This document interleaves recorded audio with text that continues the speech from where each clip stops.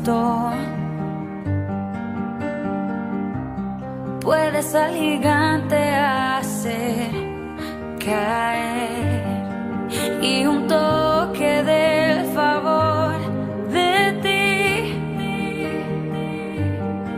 puede convertir un no en un sí. El Dios de lo extraordinario, el Dios de lo inusual, está a punto de hacer algo en este lugar,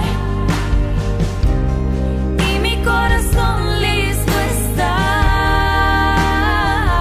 Lo recibiré, lo recibiré. Puedes llamar lo que no existe, tu poder lo hace realidad,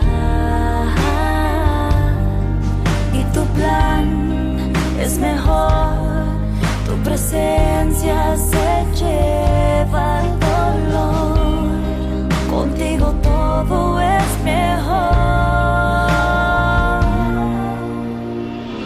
El Dios de lo extraordinario, el Dios de lo inusual, está a punto de hacer algo en este lugar, y mi corazón listo está. Lo recibiré, lo recibiré. Lo que vas a hacer. Dios te bendiga, que la gracia de nuestro gran Dios te colme de bendiciones y te sustente en los momentos que estés pasando, especialmente si son momentos difíciles. Hoy vamos a hablar de un mensaje, le he puesto de título Liberación de la desesperación. Quisiera invitarte a un salmo que yo sé que te va a bendecir. Es el Salmo 25. Es un salmo precioso, lleno de fortaleza, esperanza y motivación. Si tú lo lees, vas a descubrir lo que nosotros sabemos o necesitamos recordar, que David fue un hombre que enfrentó constantemente problemas. David vivía de un problema al otro, siempre estaba rodeado de tremendos desafíos. Y estos salmos los reflejan. Y por eso yo quisiera invitarte al Salmo 25, pero quisiera que leyéramos 2 versos y luego voy a hacer referencia al resto del Salmo. Pero quisiera que leyera el Salmo 25, verso 14 y 15, que a mi entender es el corazón de todo este pasaje. Dice así la palabra de nuestro Dios, el Salmo 25, 14 y 15. La comunión íntima de Jehová es con los que le temen, y a ellos hará conocer su pacto. Mis ojos están siempre hacia Jehová, porque Él sacará mis pies de la red. Permíteme repetirlo. La comunión íntima de Jehová es con los que le temen, y a ellos hará conocer su pacto. Mis ojos están siempre hacia Jehová, porque Él sacará mis pies de la red o de la trampa. Vamos a orar. Oh Padre amado, en el nombre poderoso de nuestro Rey Jesucristo, venimos delante de tu trono infinito de gracia. Y Señor, la necesitamos en estos tiempos difíciles que nos ha tocado vivir. Danos gracia abundante, no solamente para superar los problemas, sino para, Señor, en medio de todo, ser más que vencedores por medio de aquel que nos amó, nuestro Señor Jesucristo. A ti sea la gloria, la alabanza, porque tú eres el Rey de los tiempos y de las edades. Eres el Rey de la eternidad y eres el Rey de la gloria. Bendito sea tu nombre, amado Jesús. Ponemos este tiempo en tus manos. Habla el corazón de tu pueblo por medio de tu sagrada palabra. En el nombre de Cristo, una vez más. Amén. Amén y amén. Una de las historias bien interesantes aunque un poquito de hace mucho tiempo atrás. Fue la historia de un hombre que se llamó Edward Rickenbacker. Edward Rickenbacker era un oficial del ejército. Iba comandando un avión con 7 soldados que iban con él en una misión. Ellos salieron de la isla de Hawái y se supone que ellos hubieran viajado a otra isla que no estaba muy distante de ellos. El problema fue que ellos no se dieron cuenta, tenían problemas con el sistema de navegación y por alguna razón mal funcionó en ese momento, y en vez de ir a donde tenían que ir, ellos les envió por unas rutas desconocidas que ellos no esperaban. Y cuando ellos se dieron cuenta, de pronto dijo, ¿qué está pasando? Estamos perdidos. Habían usado mucho de su combustible, y cuando se dieron cuenta de que el combustible estaba escaseando, no iban a poder aterrizar en ningún lugar, no les quedaría más remedio que aterrizar en el mar. Así que así lo hicieron. Pero cuando ellos aterrizaron en el mar, ellos sabían que tenían cuestión de segundos para desalojar el avión antes de que éste se hundiera. Y entonces ellos sacaron 3 balsas que tenían, sus balsas de emergencia, las inflaron, tomaron lo que más pudieron tomar, y en toda la carrera donde el avión ya se iba hundiendo, ellos salieron. Bueno, el caso fue que ellos salieron en estas 3 balsas. 3 soldados en las primeras 2 y los otros 2 soldados en la última. Y allí estuvieron y decidieron amarrar las balsas para no separarse. Pensaron que juntos podrían ser más recursivos y quedaron varados en alta mar. Tomaría 21 días para su rescate, pero en esos tiempos ellos fueron tiempos de tremenda desesperación. Es interesante que uno de ellos lo primero que agarró fue su Biblia, y debido a que él hizo eso, en esos 21 días, ellos siendo soldados se organizaron para estar leyendo la Biblia constantemente, y diría Rickenbacker, hicieron las oraciones más sinceras, las oraciones más desesperadas que tú te puedes imaginar. Y lo más interesante fue cómo Dios tuvo misericordia de ellos y le contestaba. Dice que en una ocasión apenas habían llevado unas naranjas que pudieron rescatar del avión, y eso se fue en cuestión de horas. Y cuando de pronto dijeron que vamos a comer, y pasaban los días y estaban hambrientos, ellos empezaron a orar y decirle a Dios, Señor, el pan nuestro de cada día, dánoslo hoy. Y tan pronto ellos terminaron de orar, esperando en Dios, de pronto dice que una gaviota voló y se depositó, se quedó ahí en uno de los botes de ellos.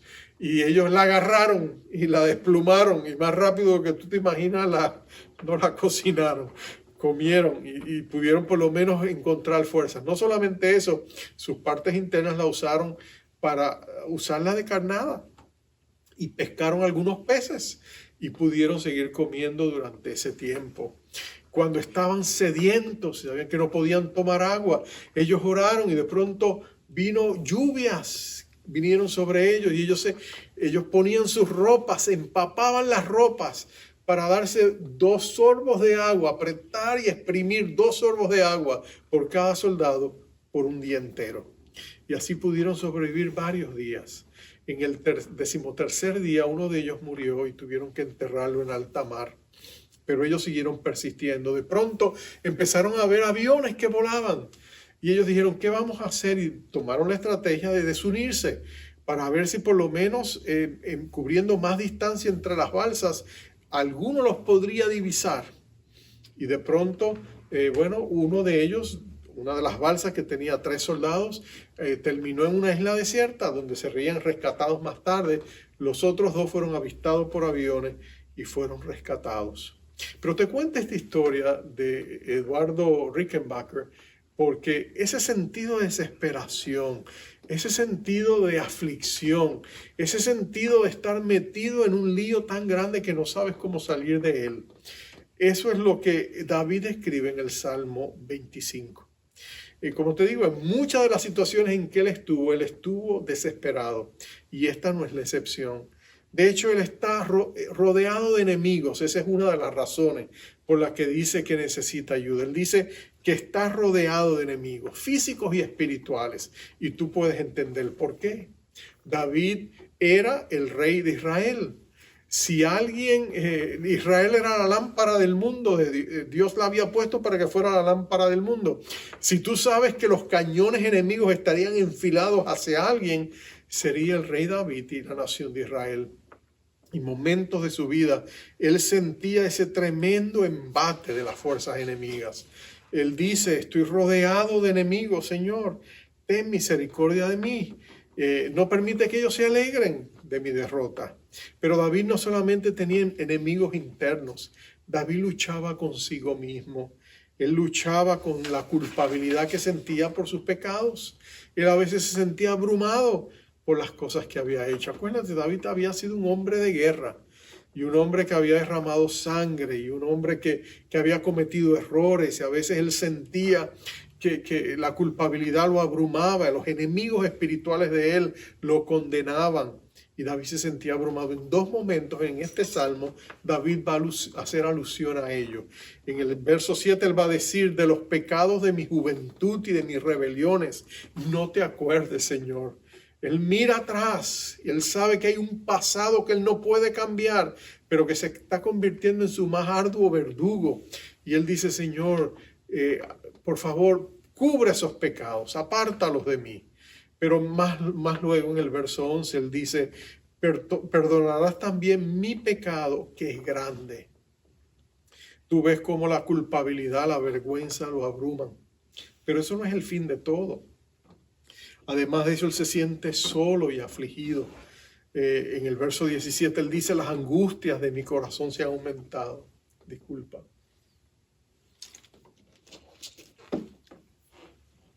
Él dice, las angustias de mi corazón se han aumentado. Y ante todo ese mar de aflicción que lo acompaña, su único remedio, David sabe y ha sabido a través de su vida, su único remedio es Dios. Y entonces él establece un oasis en este salmo, donde él puede, en medio de este desierto ardoroso que él está caminando, él puede recogerse en este oasis y encontrar en cierta medida paz, reposo y victoria.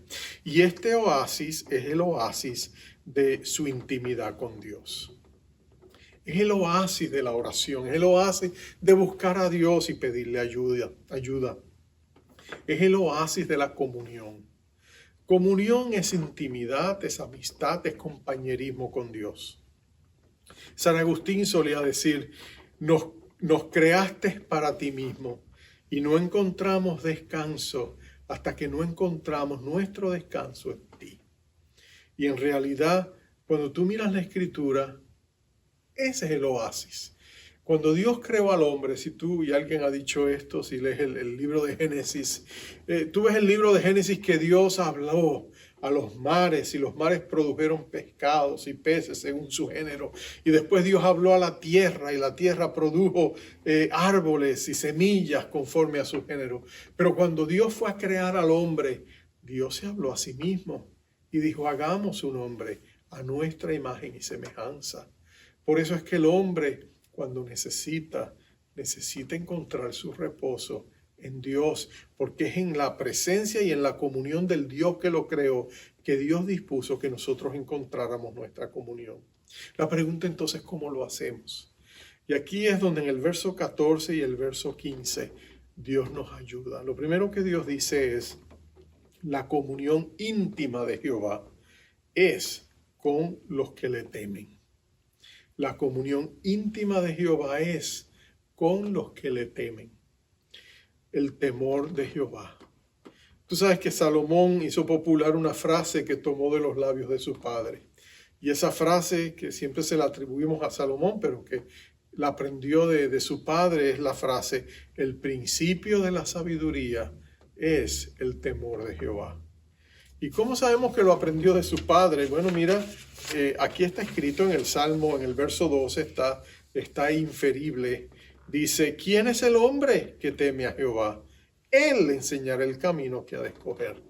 En otras palabras, ¿quién es el hombre que teme a Jehová? Bueno, Dios con su sabiduría lo va a apoyar, lo va a asistir. Y usted dice, bueno, pastor, pero ahí está inferido. Pero en otros lugares lo dice de la Escritura, donde David está escribiendo antes que su hijo Salomón lo escribiera. Y David allí lo dice. En el Salmo 111:10, que lo escribió David, dice, el principio de la sabiduría es el temor de Jehová. Buen entendimiento tienen todos los que practican sus mandamientos, su loor permanece para siempre. Ahí está, David lo escribió. El principio de la sabiduría es el temor de Jehová. Pero David también describe el momento específico donde Dios se lo reveló. Acuérdate, David no era solamente rey, David era profeta. Sus salmos proféticos todavía nos bendicen. Muchos de los salmos de David hablaban del Mesías, desde su vida, su ministerio, su crucifixión, desde las palabras, Dios mío, ¿por qué me has desamparado?, están escritas por la pluma de David. David era un rey profeta. Y ese ministerio profético y de adoración, Dios se lo dio a David. Y en un momento específico, ya en sus últimos años, cuando él se está despidiendo, él hace alusión al momento específico donde Dios se lo reveló. Evidentemente en un encuentro con Dios que David tuvo. En 2 de Samuel, capítulo 23, versos 3 y 4, él dice: el Dios de Israel ha dicho, me habló la roca de Israel. ¿Habrá en Israel un justo que gobierne entre los hombres, que gobierne con el temor de Dios? Será como luz de la mañana, como el resplandor del sol en una mañana sin nubes, como la lluvia que hace brotar la hierba de la tierra. Ahí está el momento donde Dios le dio a David el llamado y la unción, donde el llamado que ya le había recibido se cristalizó. Hubo un momento donde Dios le dijo: mira, estoy buscando un hombre conforme a mi corazón. Estoy buscando un hombre que esté dispuesto a gobernar con el temor de Jehová. ¿Serás tú ese hombre? Porque si lo eres, mira lo que va a pasar. Serás como una luz que alumbra. Y es evidente, aunque David no lo dice, que David dijo: Señor, yo quiero ser ese hombre. Yo quiero ser un hombre que vive en el temor de Jehová. Porque el temor de Jehová es una reverencia sana que nos permite acercarnos a Dios con corazones sinceros. Es cuando tú y yo nos acercamos a Dios sabiendo y estando conscientes de quién es Dios. De que Él es el Todopoderoso, el Alfa, la Omega, el principio, el fin. Él es el gran yo soy. Nosotros, ¿qué somos comparados a Él? Y sin embargo, Dios nos invita a su presencia como hijos e hijas amadas y amados para que nos acerquemos a Él. Y cuando nosotros deseamos, en medio de nuestra crisis, consuelo y fortaleza, nos acercamos a Dios, Dios va a tener comunión con nosotros. Y en ese lugar secreto, en ese lugar de comunión, en ese aposento alto de oración, ahí es donde Dios va a depositar en nuestro espíritu las verdades de su palabra que Él quiere que nosotros conozcamos y nosotros vivamos en ella. Y en ese lugar secreto es que Dios nos va a empoderar y a fortalecer para que salgamos de allí a conquistar al mundo por causa del Evangelio. Eso es lo que Dios nos está diciendo. Pero nota más. En medio de todo lo que David siente, su culpabilidad, su vergüenza, sus ataques, ahí es donde Dios va a restaurar a David, lo va a levantar. Porque dice la segunda parte de ese verso, y es mi segundo punto: a ellos hará conocer su pacto. A ellos hará conocer su pacto. Lo que Dios está diciendo es que en esa intimidad de comunión, cuando estamos desesperados, angustiados, afligidos, cuando venimos a Dios cargados por nuestros pecados, ahí es donde Dios revela a nuestro corazón los secretos y beneficios maravillosos del pacto que Dios ha hecho con nosotros por medio de nuestro Señor Jesucristo. Un pacto es un convenio, es un trato entre dos partes. En tiempos antiguos se hacían pactos. Los grandes imperios conquistaban tierras y pactaban con ellas y les prometían protección, asistencia, pero ellos por supuesto tenían que pagar sus tributos, sus impuestos al imperio, el reino que los había conquistado. Eran en cierta medida pactos desiguales, pero eran pactos que se mantenían. Pero no solamente era a nivel de naciones, gente, clanes, familias grandes, tribus o pequeños pueblos o naciones hacían paz entre ellos mismos. Usualmente esos pactos siempre envolvían sangre. De hecho, a veces ellos venían y se cortaban las manos con cuchillos afilados y luego juntaban esas manos en señal de que estaban uniendo su sangre y llegaban a ser hermanos de sangre. porque hacían ese acto y la cicatriz quedaba. Y podrían irse otra vez a sus lugares y quizás no interactuar. Había paz entre ellos, pero si en algún momento dado tenían que volverse a encontrar, las personas que habían hecho ese pacto, los líderes familiares venían y se saludaban de esta manera, levantaban su mano. Y el otro miraba la cicatriz que había allá y se recordaba de la suya. Y levantaba también su mano, si esas dos manos se encontraban, porque se reconocían que eran hermanos de sangre. Bueno, cuando Dios hizo su pacto, y todos los pactos de Dios son pactos que envuelven sangre, porque nuestra condición pecaminosa requiere que nuestros pactos estén intervenidos delante de un Dios santo con sacrificio de sangre. Sin remisión de sangre no hay perdón de pecados. Sin derramamiento de sangre no hay remisión de pecados, perdón. Entonces, nosotros notamos que siempre hay sangre cuando hacemos pactos. Y los beneficios de ese pacto eran los beneficios que ellos acordaban. Bueno, el Señor Jesucristo hizo un pacto de sangre con nosotros. En el aposento alto, ¿te acuerdas que Él tomó el pan, lo partió, lo quebrantó y luego tomó la copa y dijo: esta es mi sangre que por vosotros será derramada? Más allá de eso, Pablo luego miraría la cruz como el lugar de encuentro entre el pecador y Cristo, y que allí la vida de Cristo y la vida del pecador se unían cuando el pecador aceptaba y creía en Jesucristo como su Salvador. De tal manera que nos uníamos a Cristo en su vida, en su muerte, en su crucifixión y en su resurrección. Y por eso Pablo en el libro de los Efesios, si tú lees todo el libro de los Efesios, donde él comienza hablando todos los beneficios de este pacto, allí el apóstol Pablo dice que estamos unidos al Señor Jesucristo. Más adelante a los Gálatas también le diría: con Cristo estoy juntamente crucificado. En otras palabras, nosotros tenemos sus heridas, estamos unidos en su sufrimiento, hemos sido lavados en su sangre preciosa y perfecta. La sangre de Cristo es nuestra protección y es nuestra salvación.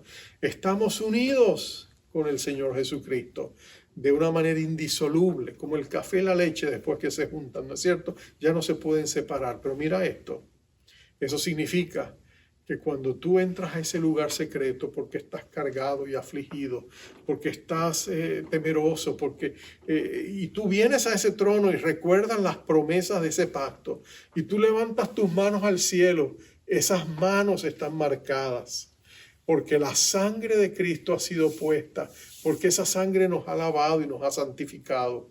Y desde el cielo, desde el portal del cielo, el Señor Jesucristo puede levantar sus manos ante nuestras manos y recordar que somos hermanos de sangre, porque estamos unidos por la sangre preciosa de Jesucristo. Eso significa que tenemos perdón. Significa que tenemos nuevo nacimiento, significa que tenemos restauración, significa que tenemos también paz. Todas esas cosas son promesas del nuevo pacto que tenemos con Cristo. Tenemos vida eterna en Él, tenemos un destino glorioso, son los grandes beneficios, pero lo más precioso de todos los beneficios que Dios nos da es su presencia. Estaré con vosotros todos los días, palabra de un pacto inquebrantable, de un Cristo que nos ha prometido estar con nosotros todos los días hasta que estemos con Él. Entonces, cuando estamos más necesitados de su gracia, cuando estamos más cargados, podemos acercarnos a ese Dios glorioso y decirle con humildad y contrición: Señor, acuérdate, tú me prometiste. Y la gracia de Dios nos arropa. Eso es lo que nos está diciendo. Él hará conocer su pacto a ellos que le temen. Entonces, si esto es así, ¿cuál debe ser nuestra respuesta? Bueno, nuestro tercer punto es el verso 15. Mis ojos estarán siempre hacia Jehová. Mis ojos estarán siempre hacia Jehová, porque Él sacará mis pies de la red. Eso es lo que David está declarando, es una declaración. David está diciendo: esto es lo que yo voy a hacer, y lo está declarando. Él está diciendo: yo voy a poner mis ojos hacia Jehová, y Él sacará mis pies de la red. Y la palabra es siempre. En otras palabras, David va a clavar su mirada en Dios. Tú y yo somos instados a poner nuestra mirada en Jesús, el autor y consumador de nuestra fe. Entonces, algunos quizás digan, sí, pastor, pero es que usted no entiende. Yo como David lucho con mi culpabilidad. Y a veces si no es nuestra culpabilidad, luchamos con nuestro orgullo. ¿Sabes que las dos cosas, los obstáculos más grandes que todo creyente tiene para acercarse al trono de la gracia de Dios, o es el orgullo o es la vergüenza? Pueden ser los dos o una combinación de los dos, pero son las dos principales causas.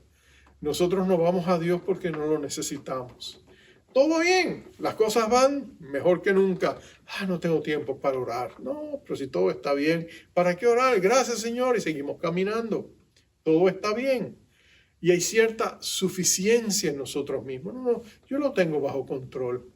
Necesito a Dios como la quinta llanta del auto. Si hay problemas, lo llamamos.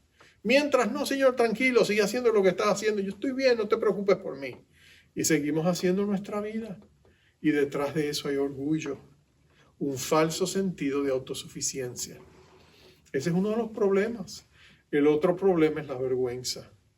Cuando nuestros pecados nos abrumen, nos sentimos que, ¿cómo voy a hablar con Dios? Me da pena hablar con Dios. Veo que estoy mal con Dios. Tanto que ha hecho por mí, tanto que me ha bendecido, y yo le fallo. ¿Cómo puedo acercarme a Dios? Guardamos distancia y nos olvidamos que es en el oasis, en el lugar de nuestra comunión con Dios, donde tenemos victoria sobre el orgullo y tenemos victoria sobre la vergüenza. Jesús lo explicó de una manera tan clara en una parábola. Está en Lucas 18, 9 al 14.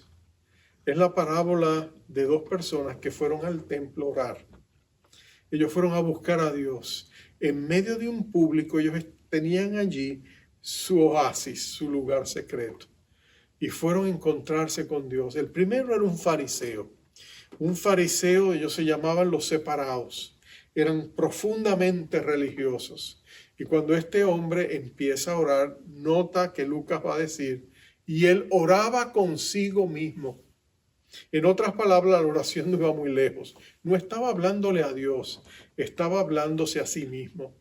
Y él empieza a decir, bueno, Señor, yo te doy gracias, que yo soy tan justo y me porto tan bien y no soy como los pecadores, como aquel que está allí, ese publicano que está allí, Señor. Yo me porto muy bien y yo sé que tú tienes que recompensar mi justicia porque, Señor, tú eres tan afortunado de tenerme a mí como tu siervo. Y nota que Jesús dio esa parábola precisamente porque habían personas que, dice el verso 9, confiaban en sí mismos como justos y menospreciaban a los otros. Y entonces ese fariseo decía, te doy gracias porque no soy como los otros hombres, ladrones, injustos, adúlteros, ni aún como este publicano. Ayuno 2 veces a la semana, doy diezmos de todo lo que gano. Esa era la actitud de este hombre y por eso oraba consigo mismo. Las oraciones no salían del techo. Llegaban a Dios, Dios sabía lo que estaba diciendo, Dios sabe todas las cosas, pero nota que Dios dice en su palabra que del altivo Él mantiene su distancia. Dios no se agradaba de la oración de este hombre. Al otro lado, por supuesto, su problema es el orgullo. Al otro lado está el pobre publicano. Y mira cómo lo describe. Dice, el publicano estando lejos, no quería ni aún alzar los ojos al cielo, sino que se golpeaba el pecho diciendo, Dios, sé propicio a mí, pecador. O como dicen otras personas, Señor, ten misericordia de mí, pecador. Pero nota que Jesús muestra a este hombre más compasión. Y dice que ese hombre salió justificado de allí, porque el que se enaltece será humillado y el que se humilla será enaltecido. En otras palabras, cuando tú estás luchando con la vergüenza, haz lo que David decía, acércate a Dios tal y como eres, acércate a Dios con tus debilidades, acércate a Dios con tus problemas, aún con tus pecados, ven delante de Él, sin presunciones, sin nada que ocultar. Y lo que tú vas a encontrar delante de la presencia de Dios no es condenación, es misericordia, no es rechazo, es gracia. no es desamor, es una mano extendida que te dice, yo estoy dispuesto a ayudarte. En el lugar secreto ahí Dios nos cambia, nos transforma. Pablo decía, mirando a cara descubierto como en un espejo la gloria del Señor, somos transformados de gloria en gloria por el Espíritu del Señor. El salón, el lugar secreto es el salón de belleza del alma. Es el lugar donde tú y yo podemos venir y ser transformados a imagen y semejanza de Cristo. Es el gimnasio del Espíritu donde tú y yo podemos venir y en la presencia de Dios, con su poder y con su fuerza, llegar a ser las personas que tenemos que ser, valientes para enfrentar los desafíos que tenemos delante de nosotros. Si tú sientes que ese es un área donde tú has fallado, las buenas nuevas es, nos dice David, nunca es tarde para comenzar. Levanta tu mirada, alza tus ojos, pon tus ojos siempre en Jehová y Él te sacará tu pie de la red. Así que vamos al trono de la gracia ahora mismo. Si tu situación está desesperada, es una bendición disfrazada, porque Dios desea que vengas a Él. Vamos a orar.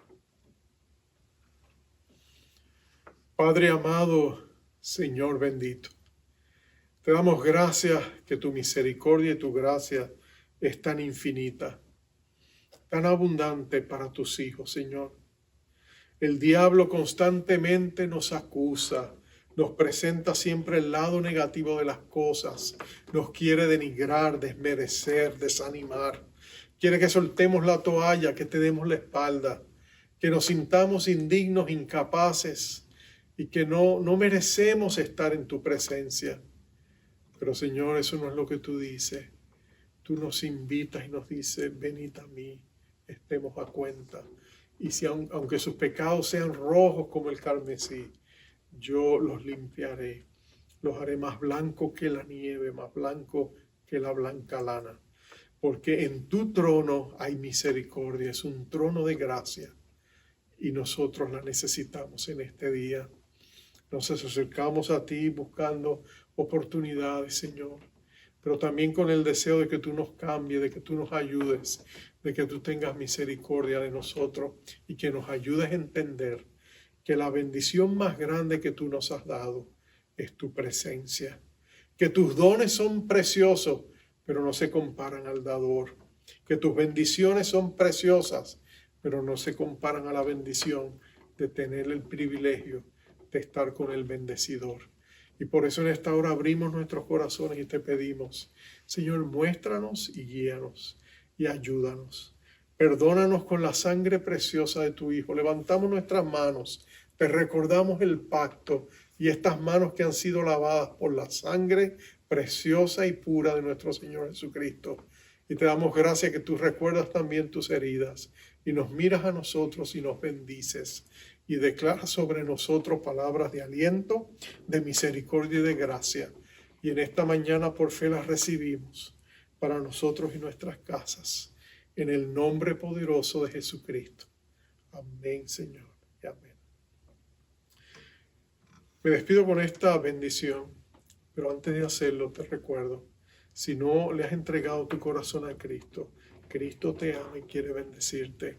Ven a Él tal como eres, confiesa y dile, Señor, soy pecador. Perdóname y dame vida eterna. Ven a mi vida y cambia mi vida. Entonces lee la palabra, busca a Dios, congrégate y verás que Dios tendrá misericordia inmensa de ti. Y ahora que Jehová te bendiga y te guarde, que Jehová haga resplandecer su rostro sobre ti y tenga de ti misericordia, que Jehová alce sobre ti su rostro y ponga en ti paz. Bendiciones.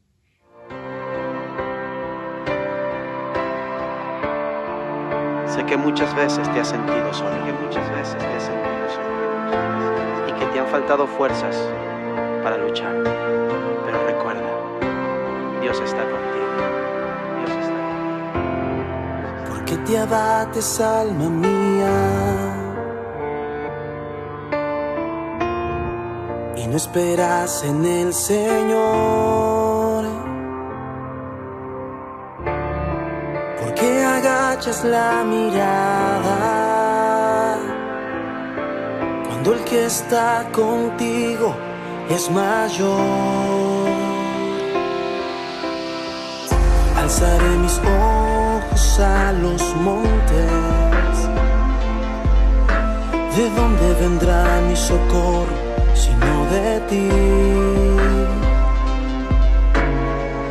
Clamaré a Jehová aún sin fuerzas, y Él me responderá, Él me levantará.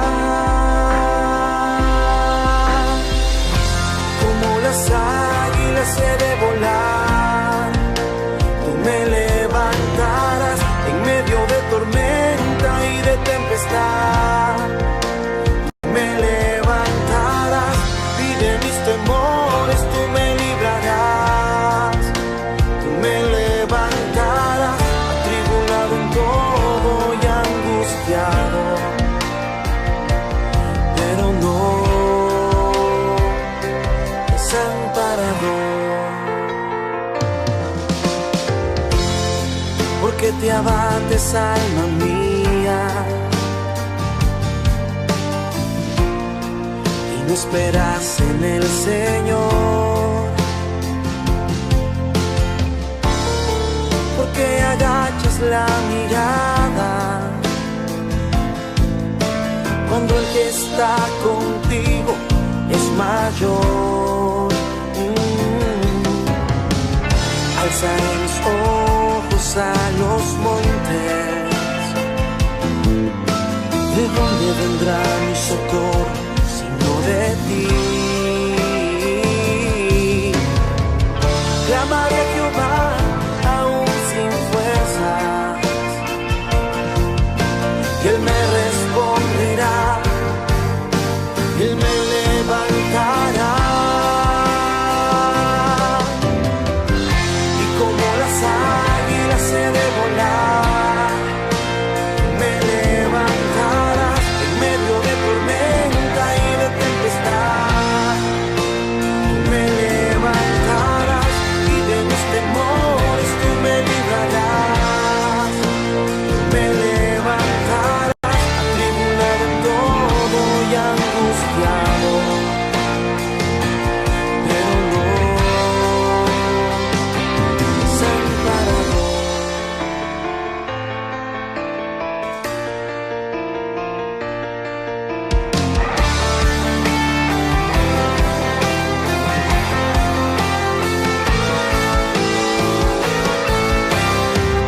Y como las águilas he de volar, tú me levantarás en medio de tormenta y de tempestad.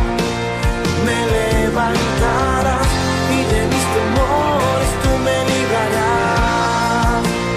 Me levantarás atribulado en todo y angustiado, pero no desamparado.